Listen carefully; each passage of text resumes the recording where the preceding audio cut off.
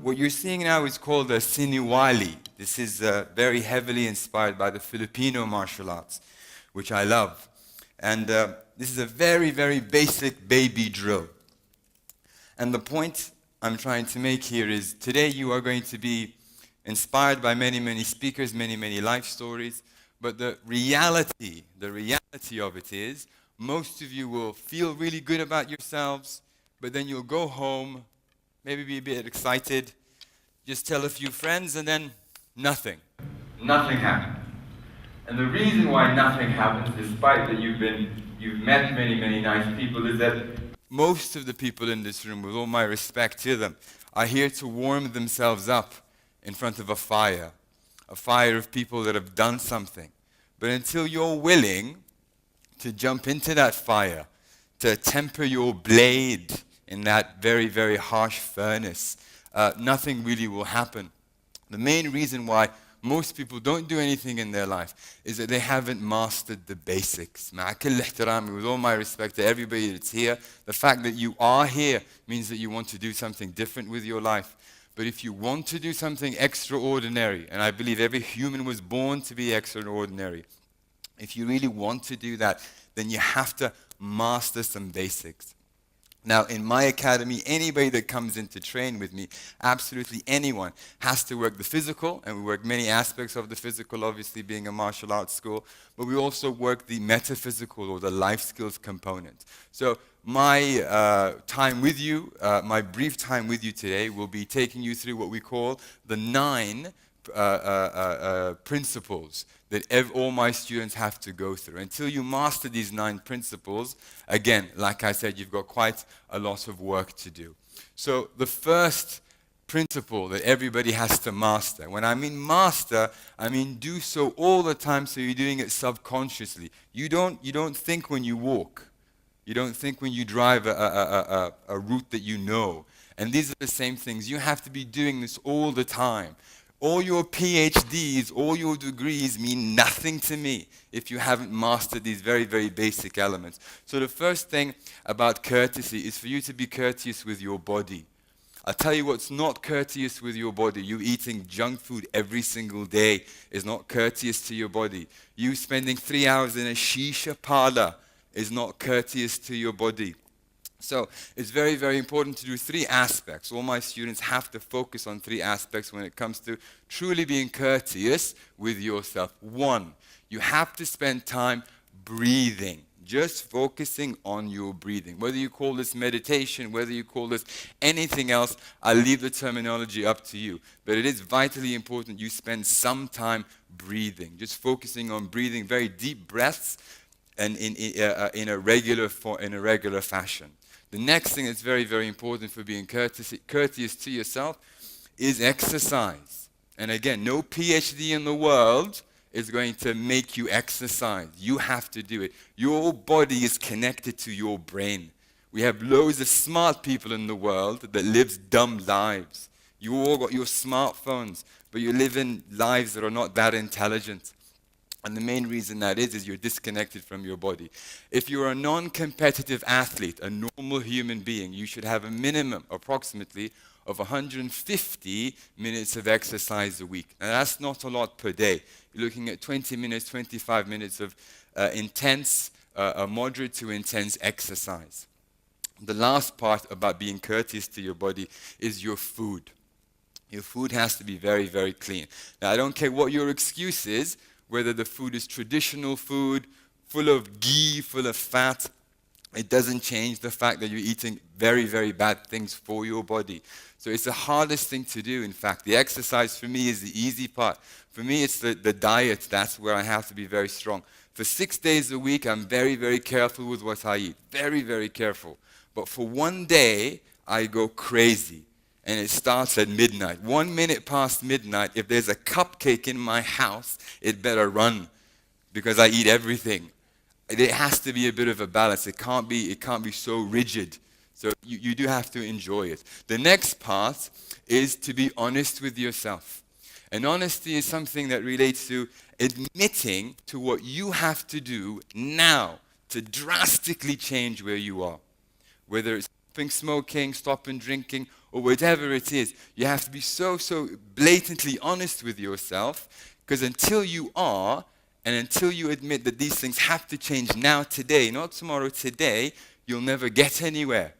And once you do find that thing that you have to be very honest with yourself about, you will be less stressed. Many people just live a stressful life because they don't admit certain things have to change. And certain things can be very, very painful for you to admit. But the fact that you admit it and you change it will make your life a lot more stress-free. The third principle is perseverance. Now, we often use the example of nature. A bamboo tree gets fed water for 5 years, and you don't see anything of this bamboo tree for 5 years, but you consistently have to give it water. After approximately 5 years, this bamboo tree will shoot up to about 60 feet long in 6 weeks. So did this bamboo tree grow in 6 weeks, or did it grow in 5 years plus those 6 weeks? The point is, a lot of people just give up. They don't see a result, and they don't visibly see it, and they give up. And that's a big reason why many people don't do anything. They start it, they don't see a result very, very quickly, and then they give up. The plateaus, the highs and lows. In my field, one day I wake up feeling like Bruce Lee. There's nothing that can stop me. But on other days, I promise you, I feel like I'm a white belt again. And it's the first day I've ever walked into a martial arts academy or ever walked into a gym. But these highs and lows are fundamentally part of your journey. There's a reason why you have a good day and a bad day. The bad days are there for you to stop burning out, because you want to be doing what you're doing for the rest of your life. I want to be training and teaching the martial arts for all my life. And if I haven't got something that holds me back, I'll burn out. So these low days, although they feel awful, they feel absolutely awful, but they're there for a purpose. You get to reassess, you get to reanalyze, you get to try something different. It's fundamental. So whenever something's low, just understand there's a reason behind that, and you need to push through it. After perseverance, we have self-control. Now, self-control is you being in control of your own thoughts and your own emotions. If you're walking around all day thinking, oh, this person told me this person told me that, all day that's going on in your mind, well, I can assure you, you don't have control of yourself. They do. You're like a puppet. And if you haven't got that ability to control yourself and your mind, you're going nowhere. I know loads of people that don't have this. And we often explain it in our academy by your mind being like a garden. For you to have a nice, clean garden, you need to take out all the weeds, all the things that are not nice. Whether it's gossip, other people's rubbish that they've thrown on you, you have to clear that out. And that's hard work. Once you clear all the rubbish out, then you maintain it. Then it's a beautiful Japanese garden in your mind. But until you admit that you can change that, nothing's going to differ. So after self-control, we have discipline. Ladies and gentlemen, let me introduce you to this country's #1 public enemy: a lack of discipline. The biggest threat to this country is not an ideology, a foreign country, it's a lack of discipline. You want to know where your diabetes rates comes from? It comes from a lack of discipline. You want to know where your high divorce rate comes from? It comes from a lack of discipline. Discipline is doing the right thing even though you don't feel like it. In my world, I don't care what you feel like doing. You know you have to train, you train. And there's no excuse. You've got diabetes, and you want to eat something and drink something that you know you shouldn't. I don't care whether you feel like you should eat it or not. You have to control it. You have to be disciplined. And the more you make this a habit, the easier it will be. Life will, ladies and gentlemen, I don't care where you come from or who you are, life will discipline you, whether you like it or not. But whether it does so under your terms. Now you're a diabetic. Now life will discipline you to eat proper. But after what? After what? So you discipline yourself before life does. So discipline is absolutely fundamental for you to have subconsciously. You need to be working on these things without you knowing. After discipline, we have respect. Now, the best way to get respect is to give it. The thing with many people in my world is that they try and force people to respect them. But the beautiful thing about it from our experience is you have to be able to respect other people that don't respect you. And that's very, very important. I can walk into a room full of PhDs, full of doctors, full of lawyers, wearing what I'm wearing, and some of them might have their own imaginary idea of what I'm about, and that's perfectly fine. I'll always respect them. I respect their backgrounds. I respect their areas of expertise. It doesn't matter if they don't respect me. And this is something you have to work on. You will always meet people who don't respect you. But if you've got that self-control, you've got that discipline, then it won't matter. So respect is fundamentally important. After respect, we have courage. Now, whatever it is that you want to do, your courage will be tested along the path. There's no doubt about that. But when you're courageous, your body responds. And again, if you're disconnected from your body, if you don't exercise, you don't breathe, you don't eat good stuff, you have a communication problem with your body. Your body is an ingenious mechanism. So when you meet a family member that says something that's bad, they doubt you, or you meet somebody that intimidates you, this will boost an adrenaline release in your body. Your heart starts pounding, your stomach feels funny, your legs start to shake. For most people that aren't trained, you will think of these as signs to stop.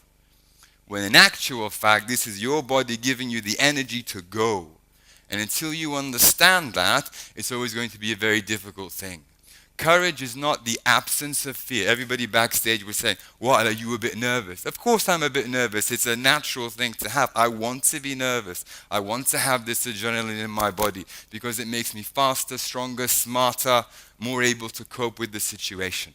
So until you understand this ugly feeling, what many people call an ugly feeling, is supposed to be there, and you get comfortable with this ugly feeling, you will always have your body working against you. Your body was designed to help you, not work against you. After courage, we have possibly the most underrated thing of all, gratitude. Most people think about the things they don't have. I bet you many people here, when you're driving here, you're looking at the car, "Oh, I wish I had that car," or "I wish I had that house." You're focusing all your energy on things you don't have. So you're walking around thinking you've missed out. The bad part about that is that you forget the very beautiful things that you have been given. You're able to walk. You have a heart that pumps without you thinking. You have a beautiful country that gives you the opportunity to express your ideas. I'm grateful for TEDx to give me this opportunity to meet you. I'm grateful for the Khalifa Fund to fund my school. I'm grateful to be an Emirati. I'm grateful to have the opportunity to speak to wonderful people like yourself. It's the small things. And when you have the small things and you act it, I don't care whether you say, "Oh yes, I am grateful." Those are just words. In my world, you can keep your words at the door. You show me you're grateful in how you act and how you behave. So it's a very important thing to have that constantly in your system. After gratitude is the last one. And this is arguably difficult. Commitment. When you're committed, you decide you want to do something, and nothing or no one will stop you. When I decided to get this black belt, I jumped on planes. I crossed continents. I literally went into storms to do my classes and grade.